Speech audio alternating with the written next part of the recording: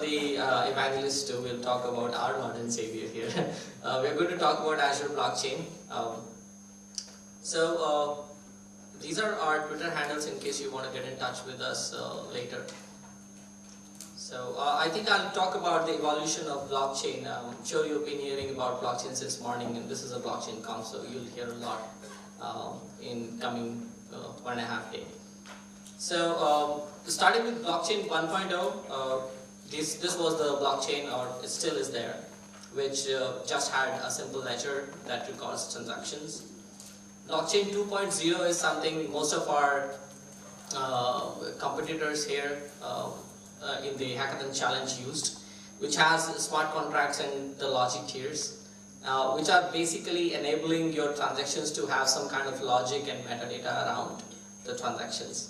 But that's not it. That's not the only thing that your blockchain can have. So Microsoft is coming up with the concept of blockchain 3.0, wherein we are enabling the blockchains with cloud servicing and the middleware and the cryptlet support, which essentially means that you will be able to have organization having much control over the blockchain, being able to decide which transactions can be done by which people, have proper authorization systems, probably something like Active Directory, and that will happen on existing blockchains out there. And this is, I think Reenu will talk about that in a minute.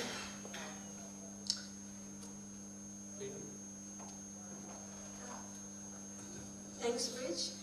So, all of you are hearing blockchain since morning. So it's not a simple implementation. Nowadays, if you want to get this implemented at enterprise level, there are few challenges in that mainstream.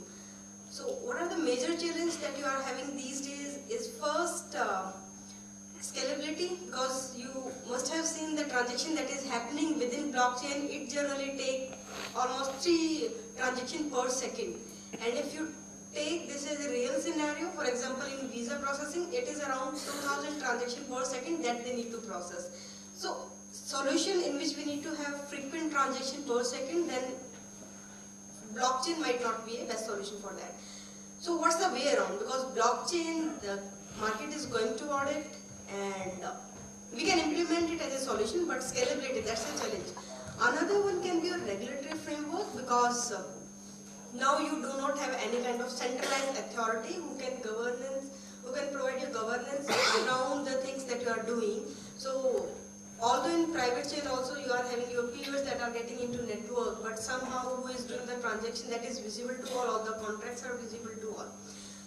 While in enterprise, what happens, if there are 3 departments, then can be one department is sending data to another one, that is interest of these 2 parties, but it should not be visible to third one. So blockchain, there is another roadblock for us, how we can make this work out. Another, you can think of now these days you can mine data with you can get data with mining, and there is some transaction fees. What about when data mining will be over? So these are few challenges. So how we can overcome these is with the what we have done, we have come up with a framework that is COCO. So COCO framework, first we are focusing on the throughput and the latency that we were, for all the real-time transaction in which we are getting a lag. So what we are trying to do, we are, either you can have a high-speed physical servers, or you can use software code for that, so that you can get the faster processing of it. So currently what happens when you do mining, then there is some pre-processing happen, you need to solve a algorithm, because you are who you are, that you need to prove, and then you do all the algorithm solving, and then finally you confirm the transaction. So there is a lot of energy emission happening in this. That's take time to get implemented. That is getting added to your throughput addition and latency that is occurring. So what we can do, what if all the nodes that is getting added into my network will be governed by a center body? It can be your software, or it can be hardware. So this is one challenge that we can, through COCO framework, we can have it resolution. And another one is that we were talking about the legacy and few other contractual challenges. So what we can do about it, So all the company policy that we want to get it implemented. For example, the last I said if you are having 3 departments, only 2 departments can interact for a specific contract and third one can't see it, or we can have further policy on it. So COCO framework can give you all these features.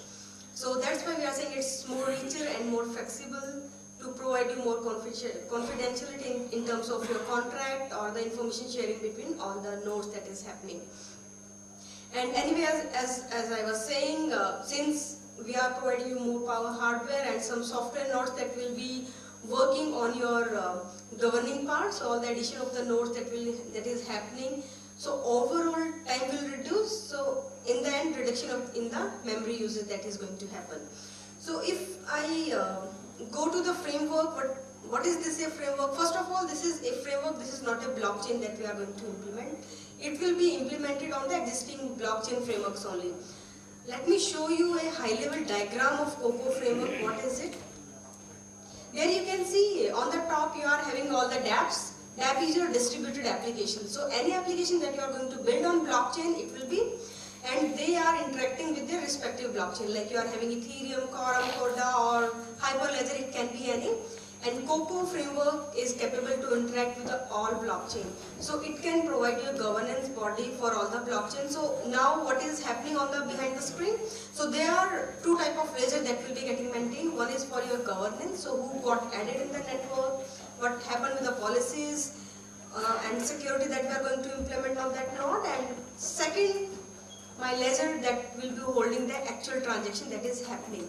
So this is the overall architecture of the COCO framework at high level. Later on you can get more details when it will be live. So it will be an open source and it is coming early next year is 2018. Thanks. Thank you, Reenu. So this is very useful, and as Reenu said, this is available on GitHub as a white paper right now. So if you would like to, just go to GitHub and search for COCO white paper, you will get more information about this. This framework is going to get launched with a couple of implementations sometime next year itself, and the year is just around the corner now. I would also like to talk about some blockchain scenarios for the industries. Almost in every industry, wherever there is a second or third party involved, you can see that there are blockchain scenarios around you. In finance, you can see that there is an option of bringing the cost down in the legacy workflows like KYC processes, or say the credit score processes, is where you can actually just start working with the other parties and you actually don't need a third party. You can just take them out. In the retail and manufacturing, supply chain management, smart can also be one of the use cases out there. In healthcare, again, you don't need to you don't need to have actually third-party verifiers for the health information. And the entities like hospitals and blood banks or labs out there, they can actually just exchange the data on a secure blockchain, if you will. Government can increase transparency by putting data on public blockchain. They can be really sure that this cannot be tampered with. And if it gets tampered with anywhere, you will obviously be able to see the track in the ledger itself. In the construction world as well, people are using blockchain for solving the cost and time disputes. So the blockchain disruption is happening everywhere in the institutions, especially in financial institutions. You can see that there are plenty of areas where blockchain can actually change the way you look at the transactions or the processes, starting from the trade finance and going up to the escrow services. You can use the blockchain anywhere. In insurance, the claim filing process as well as the fraud prediction and telematics and ratings, all of these processes can be put on blockchain. So I just would like to run you through a couple of sample use cases. And these are actually the use cases that we did with a couple of companies. This particular use case we did with the Merrill Lynch, Bank of America Merrill Lynch, and the process that we tried to change over here was the process of creating a standby letter of credit. In this process, the applicant agrees to transact with beneficiary via SBLC, and the entire information is exchanged on top of the blockchain itself. So it's very open, it's very transparent. On the other hand, there is this company called Stampery. Stampery provides the document verification processes, and they developed blockchain add-in for Microsoft Office. So whenever you receive a document, you can actually receive a proper contract. You can certify or verify your contract from there within the Office Outlook itself. So again, that is also something which is very exciting as a tool. There are plenty of Microsoft offerings out there, at least 19 SKUs right now around blockchain. If you go to the Azure Marketplace, which has first-class services like Azure Blockchain as a Service, which supports Ethereum as well as Hyperledger. And there are multiple other services like Quorum implementation and Block App services for prototyping of the solutions. So there's plenty to see. If you go to Azure, just go ahead and try out these services. Thank you everyone for your time.